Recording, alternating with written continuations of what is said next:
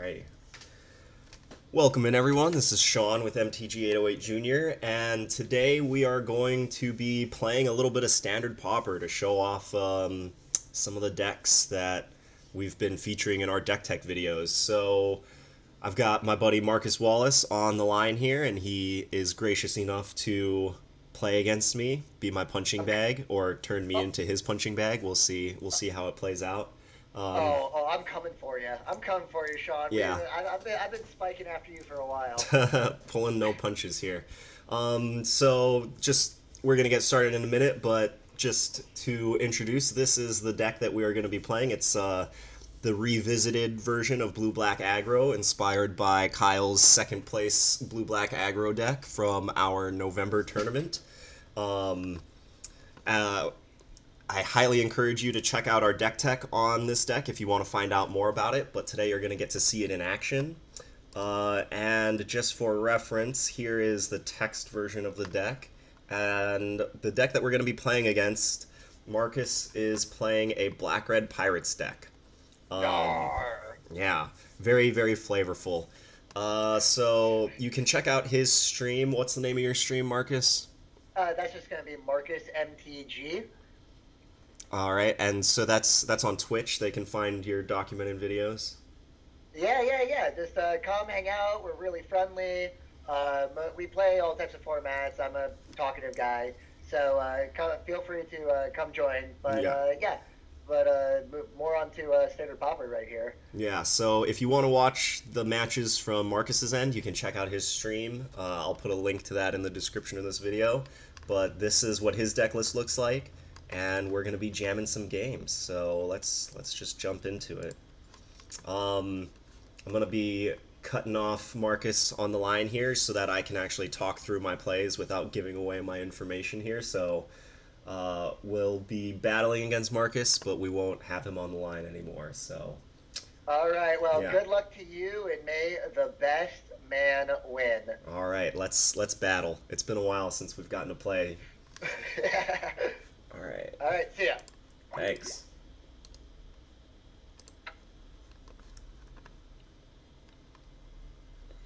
Okay, so here we are. We're challenging him. Standard Pauper, Blue-Black Aggro.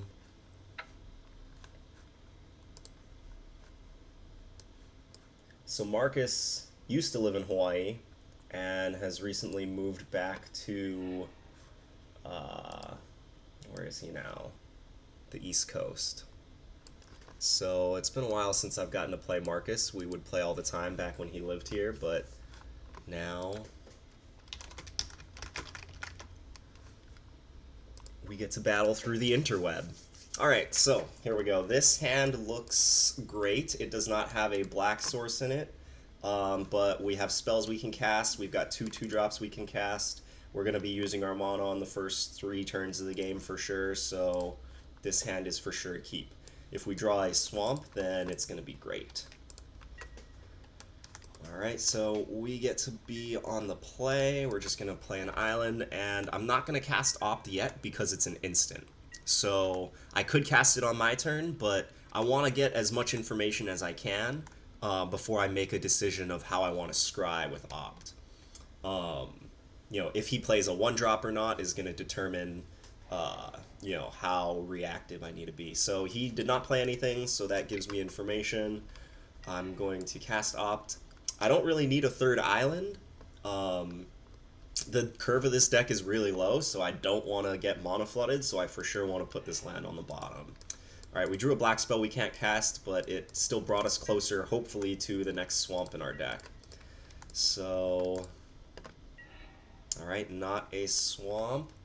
I'm going to lead with the Spellweaver Eternal here, and if I draw land, then next turn I can play Inventor's Goggles and Aether Swooper and get a bunch of tempo there. That and Spellweaver Eternal just attacks for more next turn. Alright, let's see what he's got. He's got a 2-drop. Alright, Swamp! Ah, that's not a swamp. Alright, but we can play... Let's see, since we've got Prowess, we can play Inventor's Goggles and Hone Kopesh and bump up our guy big enough that he won't be able to block. Yeah, we're definitely gonna do that. Just try to push the damage through. He's probably gonna just take 4 here, and then it's off to the races. Next turn, we can either equip the Spellweaver Eternal, or we can... Oh, wow, he's chumping. I guess he wants the treasure token. So he's only taking 2 from Afflict instead of 4, and he gets his treasure token. Let's see if he has something big here that rewards him for getting ahead of mana. But we just got a free card there, right? So he basically turned this Direfleet Hoarder into pay 2 mana, gain 2 life, right? Because he prevented 2 damage with it. So he didn't use the treasure here, so I'm really happy with him blocking that. Unfortunately, we're probably going to lose the Spellweaver Eternal here. Oh, that was such a good draw. Okay, so now we get to cast Skullduggery. We're going to give our guy +1/+1, and it's going to trigger Prowess, and we're going to kill his Death Touch guy. So this is a big turn for us. He might have a Shock here to kill our Spellweaver Eternal, so it won't be as big a turn for us. Oh, or a Lightning Strike? Oh, okay, Supernatural Stamina. So his guy's going to come back. He's going to get some energy, but it's going to come back tapped. So we are going to get in for 4 this turn, and we'll get to Skullduggery him again next turn. So I'm completely okay with this. So his guy dies. It comes back thanks to Supernatural Stamina, but it's tapped. He does get the extra energy, but now we get to bash him. So take 4. Alright, we had the option to equip here, but our mana is going to be better used playing the Aether Swooper, and then we get a free equip here. So it's like we're spending 2 mana and getting 4 mana here. So when I talk about tempo, right, we've used all of our mana for the first 4 turns of the game. He did not use mana on turn 1, and he did not use all of his mana on turn 3. So we are ahead on tempo right now. Yeah. We are below on cards, though. He's got 4 cards, and we've only got 2. Excuse me. Alright, so let's see if he can turn these cards into a board advantage. I don't think he can really attack here. Oh, very aggressive of him. So he's going to get a blocker from attacking. We're just going to take it. I don't want to lose my Aether Swooper to his Death Touch guy. Yeah, this Aether Swooper is going to be a big threat. So I know that the curve of his deck is not very high, so the fact that he's continuing to play lands here means that he probably drew too many lands. Okay, so we drew Inventor's Goggles. We can play Inventor's Goggles, and that would turn Spellweaver Eternal into a 3/2, and then we can attack. If he blocks our Spellweaver Eternal, we can Skullduggery on this. If he blocks with only 1 creature. If he double blocks, then we just trade. And then he loses 2. He's going to go to 10 if he double blocks, and we trade. And then we just play Doomed Operative. Okay, I like that. So, Inventor's Goggles, triggering Prowess. And then we're going to swing, for sure making the Servo token. We have no use for the energy besides making Servo tokens, so we for sure want to just do that. Okay, so he's only blocking 1. We get to trigger Afflict, and now we get the blowout of pumping Aether Swooper, killing Aether Poisoner, and pumping our guy. So Prowess... Oh, that was probably a mistake, because he can pump the Fathom Fleet. I forgot about that. Okay, so I still think that we're ahead on this trade, but we definitely should have pumped the Spellweaver Eternal instead of the Aether Swooper. Keeping our Spellweaver Eternal in play instead of getting in an additional damage here is way more important. So let's see what he's got. He's probably just going to dump his mana into the Fathom Fleet. Yep. Okay, and then we get the trade here. Yeah, that was bad. But we do get to... I'm going to put the Hone Kopesh on the servo, so our servo is bigger than his servo. Alright. We can't do anything. We've used all of our mana. Okay, he's cycling, digging for cards. That's a good sign. He's on his back foot and spending mana to not impact the board. So that's a really good sign for us. Is he not playing anything? Maybe he's just got a bunch of lands in his hand. He might have a Lightning Strike in his hand, which doesn't kill Aether Swooper, but it might kill our servo. So let's see here. Ooh, Bastion Inventor. Okay, so we're for sure going to play that, but for now, we're just going to attack with both our guys and see what he's got.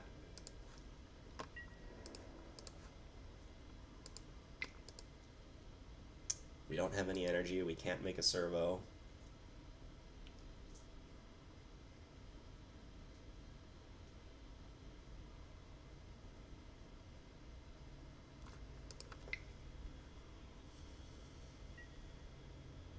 Okay, shocking the servo. That's fine. We still have our Aether Swooper coming in for 2.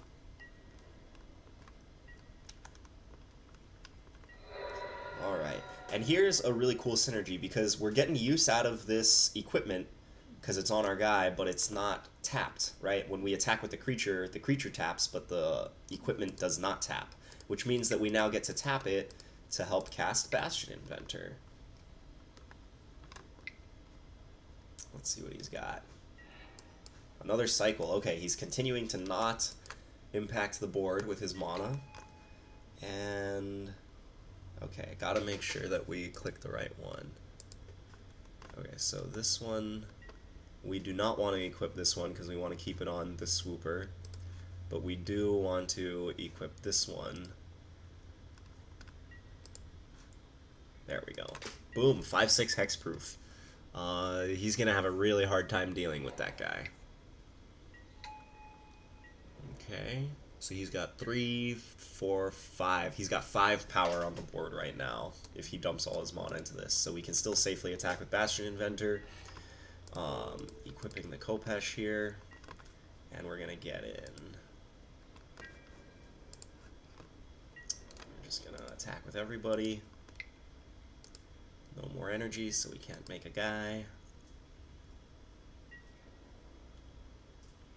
Yeah, he has to just chump here. And then take 3. So next turn we have lethal on him with just the Aether Swooper. I could have moved the Kopesh over to the operative, but Lightning Strike on the operative, okay. Yeah, I don't see a way for him to get out of this. He would need to play... no, he can't. Yeah, we win this one. Yeah, that's game 1. Alright. So... let's see. Yeah, being able to out-tempo him was huge. I don't really need Cartouche of Ambition. I'm gonna ask him. So when I'm probably going to be playing this deck against whoever wins the December tournament. Our next tournament is December 23rd. It's a Saturday at the Planet. Doors open at 11. Tournament starts at 12. So I'm probably going to play this deck against the winner of that tournament for the end boss match. And I think I want Skullduggery here. And I don't sideboard in those matches unless my opponent is sideboarding. But I will have a sideboard ready so that if they want a sideboard, I will also sideboard. Let's see here. Yeah, I think I just want the last Skullduggery. His creatures are all pretty cheap, so I'm going to cut and unsummon. And... do I need a Die Young? Die Young is okay. Yeah, I think I just want the 4 Skullduggeries. I don't really want this second unsummon because his creatures are so cheap. I'm just gonna try a resourceful return. Yeah, we're gonna be trading dudes, so getting them back with some card advantage would be nice. Better than an unsummon, because his guys are so cheap. Unsummon is really good if your opponent plays like a 4 or 5 drop and then you get to unsummon it. Because then you spent 1 mana and then they spent 4 the first time and then they have to spend 4 or 5 the second time again. Okay, this hand is great. We have both of our land colors. We have 2 drop. We can cast all the spells in our hand. This hand is great. We're going to be using all of our mana for the first 3 or 4 turns of the game for sure. That's what this deck wants.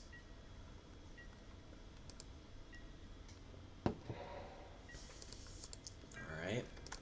No 1-drop from him. I don't know if he plays any 1-drops. Alright, Island. We're going to wait to opt again just to get a little more information before we have to make our decision.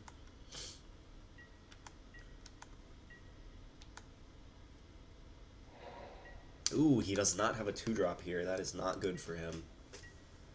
Alright, we get to opt. Aether Swooper. Do we want to keep this? We already have 2 2-drops. And... This is interesting. We don't have an Inventor's Goggles, so Aether Swooper isn't, like, busted like it was last game. I think I'm going to bottom this, because I would be fine drawing a land, which would let me spend 3... I have enough 1-drops and 2-drops to spend 3 mana on turn 3, so I would be fine hitting a land. I would also be fine hitting Inventor's Goggles or Hone Kopash, so I'm going to put this on the bottom. Alright, there's Hone Kopash, so that was a good decision. We got rewarded for that decision. Alright, we don't have a land yet, but we will play our Spellweaver Eternal. It might have been correct to play Doomed Operative there. Either of them will be attacking for 3. If we play Hone Kopash, but I think Spellweaver Eternal is just, in a vacuum, the more powerful card. Alright, so he's got Fathom Fleet.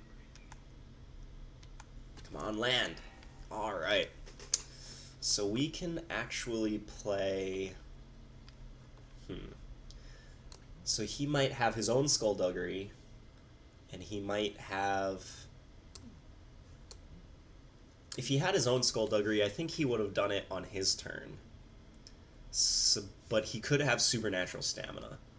So what I'm gonna do is... I'm going to attack. If he blocks and I Skullduggery and then he Supernatural Staminas, I'm down a card. I don't like that. I think what I want to do here is die young his guy and then play Hone Kopash. Yeah. I want to attack here. Maybe I just offer the trade, don't use a trick, and then if he uses Supernatural Stamina, then that's fine. And then I play Spellweaver Eternal. This is interesting. I don't know what is best here. If he doesn't have a Supernatural Stamina... Alright, I'm just gonna attack.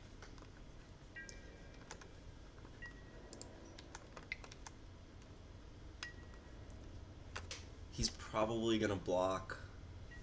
I'm just gonna pass priority, let this happen. Okay. And then play Spellweaver Eternal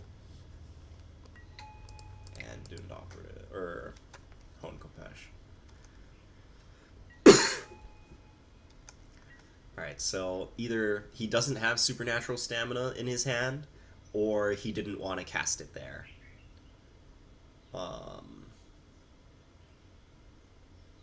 If I were him, I would have cast it there, just because that meant he would have traded his 1-drop for my 2-drop, right? His 1-drop Supernatural Stamina for my 2-drop. So he would have gotten back some tempo, but you know, maybe he just didn't want to. Ooh, okay. So maybe he was saving his supernatural stamina for this guy. But let's see. Ooh, we drew a land. Okay. So I am going to Skullduggery, give my creature a plus and his creature a minus. We get to trigger Prowess, which is sweet.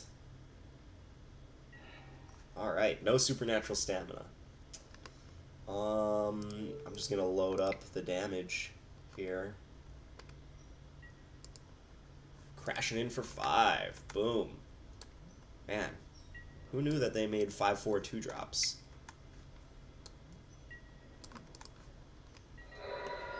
And we get to play our creature. Alright, so this was turn 4. We have spent all of our mana every single turn of the game so far. So that means that we have spent 10 mana this game, whereas he has only spent 4 mana this game. So we are way ahead on tempo, right? But he has more cards than we do. No. Okay, so he killed our Kopesh, which shrinks our Doomed Operative, and we lose the bonus. So that's a bummer. But ooh, okay, so we want to stop drawing lands here. But let's see what we can draw into. We definitely don't want that land. Alright, so we've got a bunch of removal, and he's not playing creatures. So I know that he's playing some discard dudes in his deck, so I'm going to keep this island in my hand, because if he makes me discard, I don't want to discard one of my sweet removal spells. Alright. So now this is the point in the game where he might have a chance to crawl back in, because you know, we're obviously not using all of our mana anymore.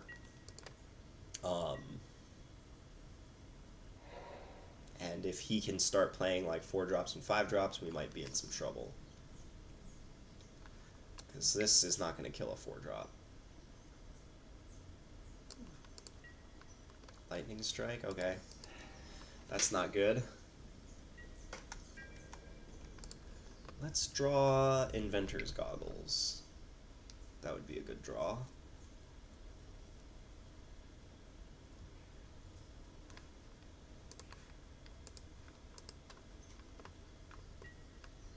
Oh. Okay, he's only getting back 1 dude, because this guy's not a pirate. That's fine. He can't play it this turn. So when he does play it, we're going to have Die Young ready. Bastion Inventor. Oh man, if we still had that Kopesh in play, we could actually play it. But now we have a reason to play this island, because if we draw another land, then we can play Bastion Inventor. So we just have to bash and say go. I mean, he is at 6, so we are definitely advantaged right now. He's gonna play Aether Poisoner next turn, and we'll have an answer for it. Hopefully he plays 2 creatures next turn, and we can kill both of them with Die Young. That'd be sweet. Just 1, okay. He might have a Shock, he might have a Lightning Strike, he might have a Supernatural Stamina. He didn't have one earlier, but he might have drawn one since then. Alright, so we drew a land. I think we want to cast Die Young here. That means that we're not casting Bastion Inventor this turn, but since he's at 6, I really just want to keep pressing the damage on him. Oh, uh-oh. My internet flickered. Okay, we're back in. This should be fine. Oh, no. Alright. Okay. Alright, so I'm not going to play this land this turn, because if he makes me discard a card here, I still want to discard the... Well, I might want to discard the Die Young, but I would like the choice. And next turn, there's no way that I'm going to need 7 mana, so I'd rather hold the land here to give myself the choice later. Pirate's Cutlass with no pirates.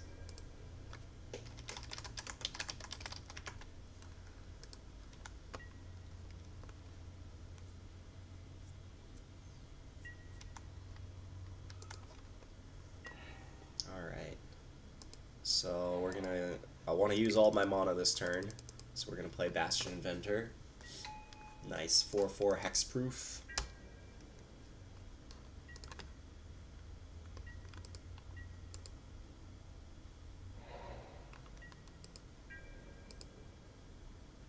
he drew a land. So that's a good sign for us. We drew a land. But we're going to get to put him to 2 here.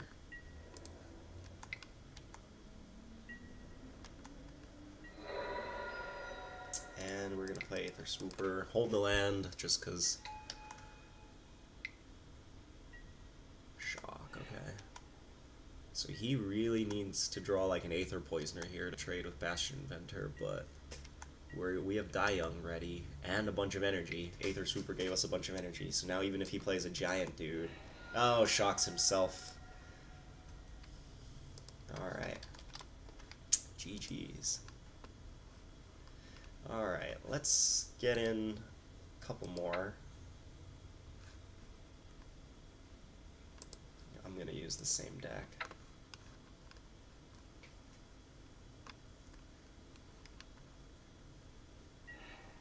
Alright, running it back. So that was match 1. We're going to get in a few more here.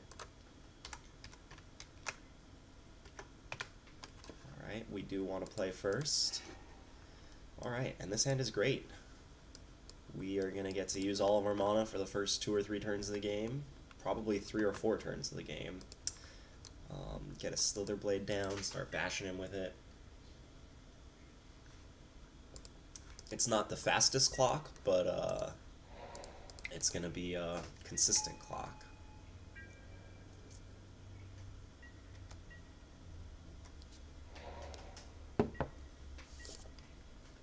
Okay, so he might have shock here. In which case, we just want to bash. Alright. Maybe he's slow rolling the shock. Is he going to get the Aether Swooper with the shock? Ah, he slow rolled the shock. Okay. Yeah, so he got a better creature with Aether Swooper. He got a better creature with his shock by waiting, right? He paid 1 life to give himself the option later to get a better creature. So that was a good play. Good play by Marcus. Okay, so these Hone Kopeshes are going to be sweet at making sure that we're using all of our mana. Hopefully this sticks. Does he have another shock? No, he does not. Okay. Bash for 2. Dose. And Slither Blade number 2. He might have a Lightning Strike for this first Slither Blade. Nope. Alright, but he might be able to start racing us. Ooh, Bastion Inventor. So we're 1 mana or artifact away from casting Bastion Inventor. I just want to play this Hone Kopesh. I think I want to put the Hone Kopesh on this Slither Blade, just to keep it out of shock and lightning strike range. And if he did draw a shock this turn, then I don't want him to get tempo on us by killing the Slither Blade. We could opt now, but the only argument for opting now is if we wanted to play a land, but we wouldn't even use that land right now, so if I did hit a land, I'd probably put it on the bottom, even though it does open up Bastion Inventor. I'd rather get another spell that I can cast, because, yeah, there's 17 lands left in the deck. If I did hit a land with Opt, I'd put it on the bottom. But, again, I want to wait to see what he has. Oh, no! Okay, so he's starting to race us.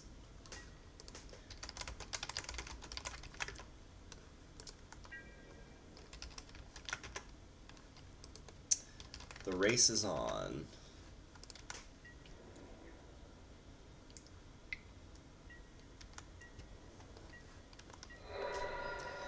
Alright, let's see what we hit. Bottoming this land, and we hit another land. Okay, so good. If we kept that land and then drew another land, oh man, we would have had 3 lands in a row.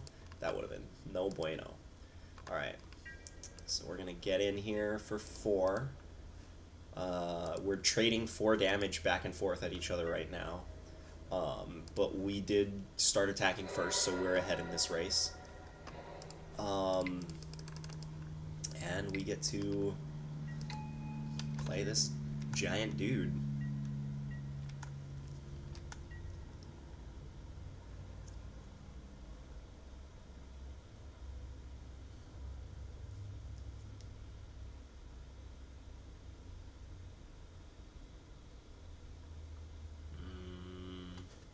He doesn't have any black mana. He probably needs to hold black, his Fathom Fleet guy. Oh man, he's just pressing. Okay. I think we... Oh man. I don't know what's right here. Like, trading my 4/4 for his 6/4 is really, really tempting. But that would lower my clock on him from a 2-turn clock to a 3-turn clock. Right? I can't kill him next turn, but I can kill him the turn after that if I keep my Bastion Inventor. But if I trade here, then I have a 3-turn clock on him. I don't think that anything he can do... Yeah, this is just too much value. I need a block here. Like...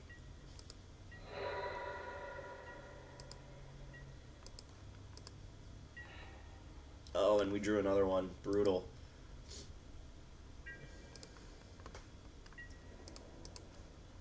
Alright. Bash for 4.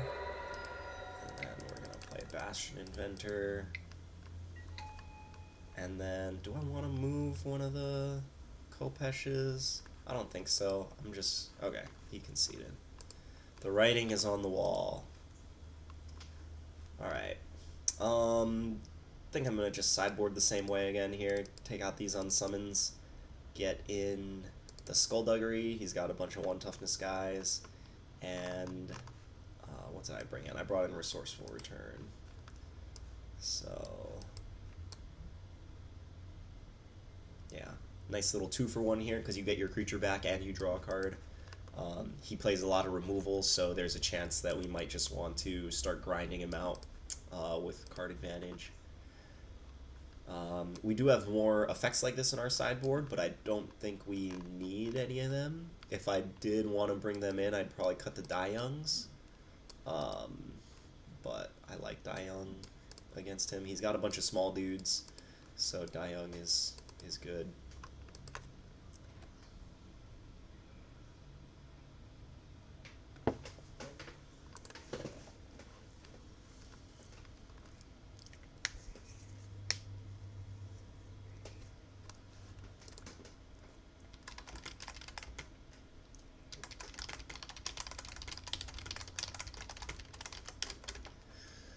He's deep in the tank sideboarding.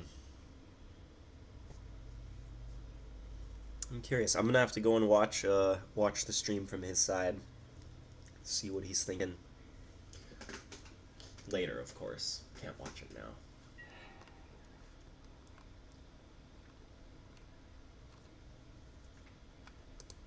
Alright, we're gonna be on the draw this game. Ooh, this hand is not that good. We do have an opt. I don't want 4 lands ever, in my opening hand at least, so I'm gonna mulligan this. Ooh, this hand is not that great, but if we draw any land, then this hand is fine, and we get a scry, so I'm gonna keep putting that on the bottom. Yeah, hopefully we draw a land.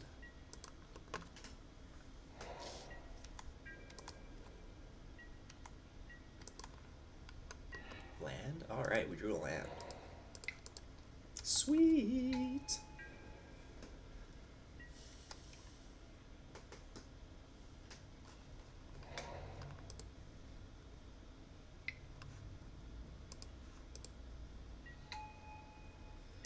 Alright. Alright, we can stop drawing lands now, deck. This is enough.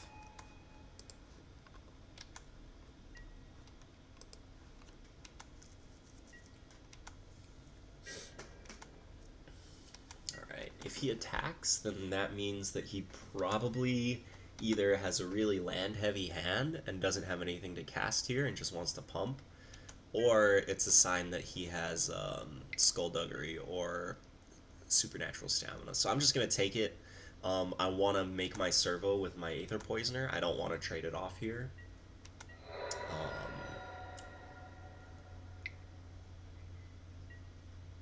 Duress. What a jerk.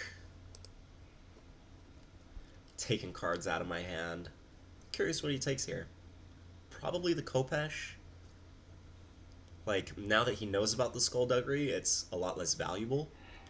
Yeah, taking the Kopesh there is nice. Okay, so we get to attack and make a donkey.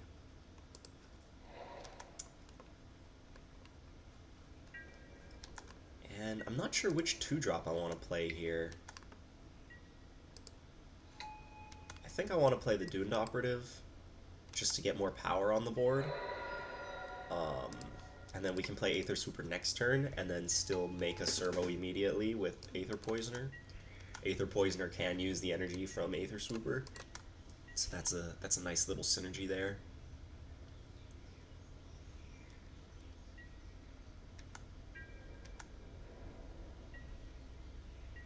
Alright, he is stuck on mana, so that's no bueno for him.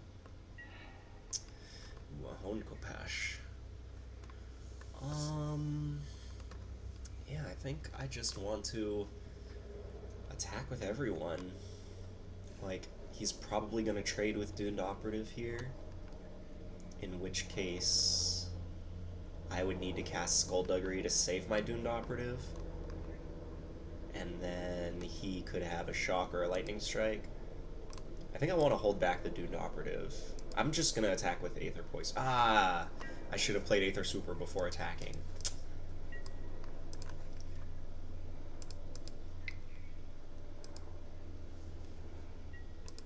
That was a mistake.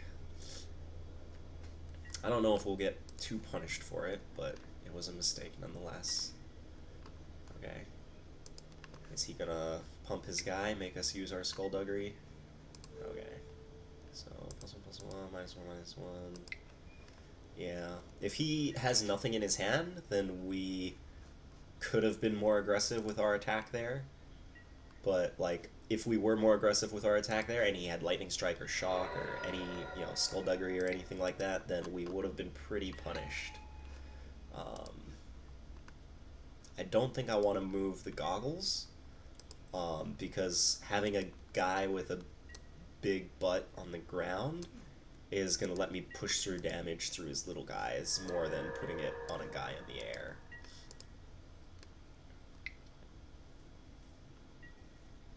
No. Okay. Alright, we got free reign over him now. We just get to bash. Alright.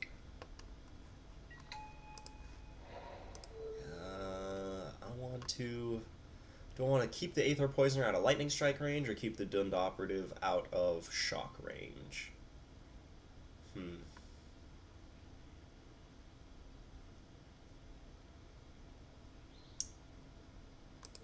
gonna put it on the Doomed Operative.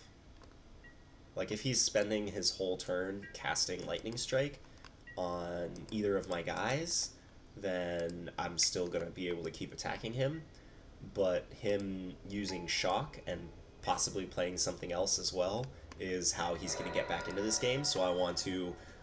I took the line of play that minimized his best line of play, or his best possible out. Right, Shock plus a land and a 2-drop is probably what he's hoping to do next turn.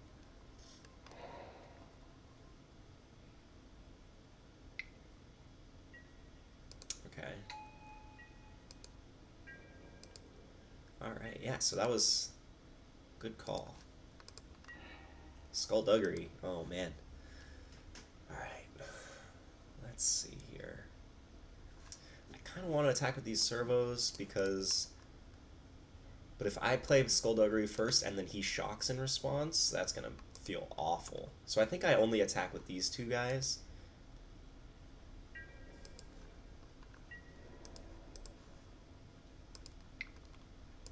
I guess I could have moved the Goggles onto a servo and then attacked with everyone, and then if he blocks here, then I'm fine with making that trade.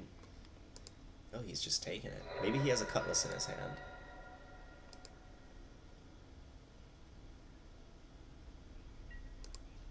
Yeah, he probably has a Cutlass in his hand. But if he does, and he doesn't have a land, then we probably get him here.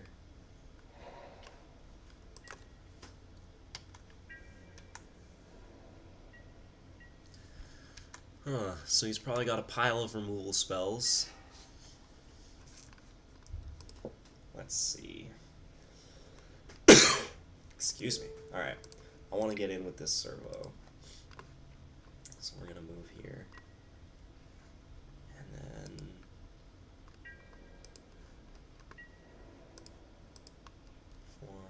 I can attack with this servo because if he does block here, then he's just going to die. Right. I guess he could block here and then have Lightning Strike Shock to not die. Or I guess just Lightning Strike. But I think since he's at such a low life, we just want to keep pressuring him. So he's taking 2, 3, 4. He's going to 1. He's pumping. That's fine. Alright, I'm going to give this +1/+1 and this -1/-1. And this is lethal unless he has a Lightning Strike or a Shock.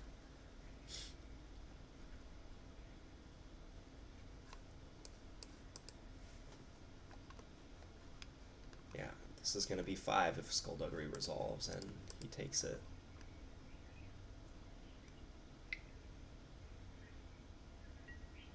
Alright, he's got the Shock and he is shocking us. Oh, he has double Shock, I guess. Interesting. Oh, Shock Magma Spray, okay. So we still win on this trade here, but then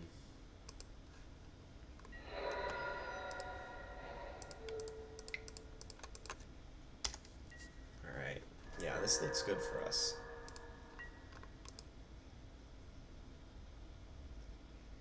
Alright.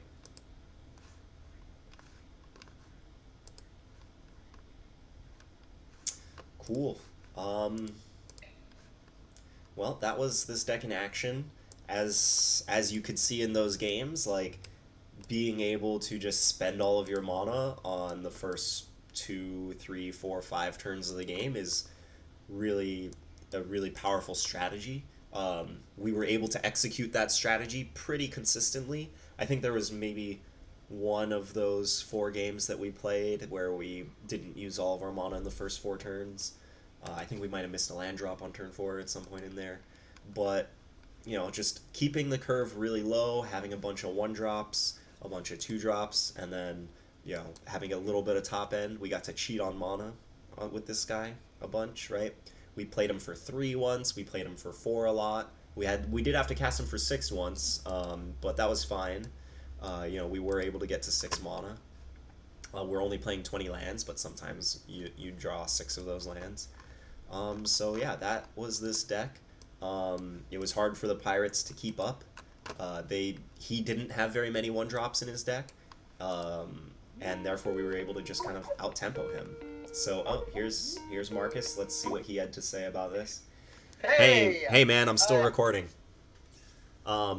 So what did you think of the Pirates?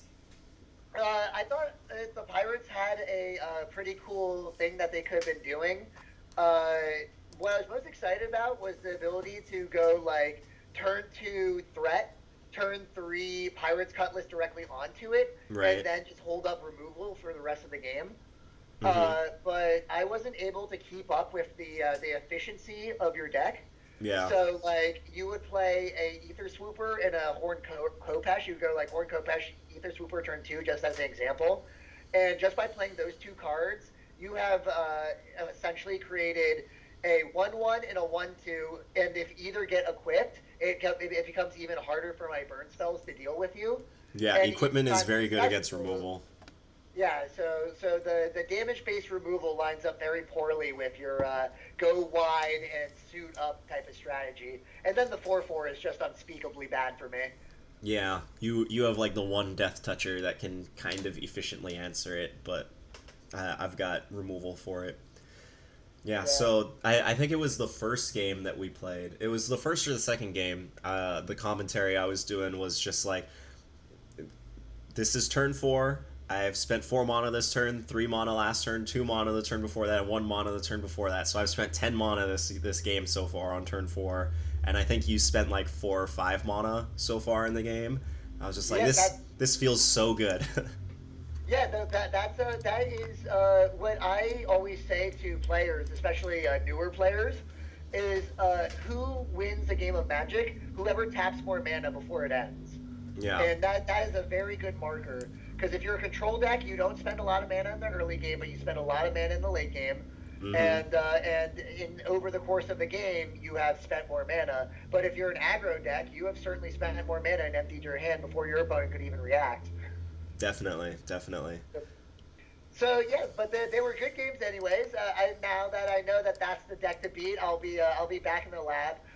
There are cards I was looking at before that I think that might be very good in this type of certain meta, like that are available at common. Like for green 2, you can get a 3/4 with reach, and I think 3/4 is a very nice set of stats, especially with reach to stabilize. Yeah, that's the dinosaur, right? Yes, it's a dinosaur, but like a 3/4 is big enough where Skullduggery may not get your opponent there, and Right. and you know you can try to get there, and so that's what I was thinking is that maybe playing a deck with like New Horizons and Grazing Whiptails in it, maybe the way I want to go. That's interesting. Yeah, I know some of one of the students at the tournaments brought a ramp deck a couple tournaments back a few months ago, and it did pretty well. But I haven't seen anyone try to build a ramp deck since Ixalan came out. So that 3/4 might just kind of bridge the gap between the early game and the late game. Yeah, and you have Gift of Paradise at common as well as New Horizons at common, so that also lets you splash like the best 6-drop of every color. So you don't even have to wait. You can branch out into other colors. Yeah. And so if it's not very deep in any of these 2 colors, you can play base green and just go nuts after that. Yeah. But either way, I'll try brew up something like that for maybe next week or something. But it was awesome playing with you. And, Yeah, we should do it again. I do have a question for you though. Sure. So you cast Destructive Tampering on my Hone Kopesh in one of those games, Yes. and I spent 2 mana, one to play the Kopesh, one to equip it to the creature, and you spent 3 mana. But when that happened, I was like, oh man, like I'm completely fine with you spending 3 mana to kill my 1 artifact here. Yeah. And I think that 3 mana to kill an artifact is just too expensive if you're trying to kill Hone Kopeshes and Inventor's Goggles. So Yeah. I'm curious if one of the best ways to compete with these strategies, because Hone Kopesh and Inventor's Goggles they seem to be the backbone of this deck as well as a lot of other decks that we've seen in the format. I'm wondering if white is the best way to combat them because you get Fragment Ties. Right, spending 1 mana to kill Hone Kopesh or Inventor's Goggles is way better than spending 3 mana. Or even the exile effect that you can cycle just in case it's bad. Which one is that? Is that? The Forsake the Worldly, I think is the name of the card. Oh, it costs 3. Yeah. Well, Yeah. like. It's an instant though, yeah. I think it's an instant. Yeah. Yeah. Dissenter's Deliverance is also good, right? It's green and a colorless, destroy target artifact, or you can cycle it for a green. It's an instant. Yeah, that's absolutely going in my Grazing Whiptail deck. Yeah. But what I wanted to kind of expound on as well with that one play, the reason I had to do that play was I was already at like 11 or 9 life by the time that was happening, and I was literally saying like, okay, well I've got all these like 2/2s and lightning strikes in my hand, so the only way I can block and remove my way back into this game is I have to make sure that nothing ever sees 4 toughness. Yeah. I cannot beat 4 toughness whatsoever. And it also helped because it took +1/+1 away from one of your guys, and it took 1 power away from another one of your guys. Yeah, Doomed Operative Shrink. So that was literally more efficient than just lightning striking the guy with the Horn Kopesh on it. So I tried to just think of it like, okay, well it's not as good as lightning striking your Doomed Operative, but at least this way takes a card away from you. Yeah.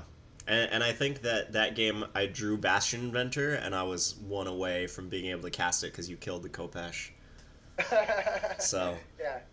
I mean, it was a good play, but like because you had to fall even more behind on tempo to do it, it wasn't enough. Yeah, yeah, and I think the format is going to be a lot like this because there's no sweeping effects at common, right? Because that would be a nightmare for drafts. Right. But And the only then one is like deal 1 damage to all of your opponent's creatures. yeah, so you're gonna so I think that it's kind of funny. I was commentating that this format felt a lot like formats where you're playing like nimble mongooses and delvers. It Yeah. feels like it's a bunch of small creatures fighting it, like duking it out, backed up by very efficient and very powerful spells. Right. So yeah, it definitely like it felt more like legacy than standard to me. Hmm. That's an interesting observation. Yeah, Yeah. I've been kicking around the idea of doing a tournament like introducing uncommons, so just no rare standard. Um, and we'll see what the kids think. Yeah. But I, if this format ends up being too solvable, then we'll upgrade. But the kids are having fun with it so far, and um, we have options for growth. But yeah, it was fun. I'm glad Yeah. I got to try out this deck. I'm glad we got to see how that pirate deck did, and I'm curious to see what you come up with. Yeah. I'm gonna see if I can try to. I'm gonna see if there's mid range. If mid range is a possible thing, and just see if the answers are good enough for the threats.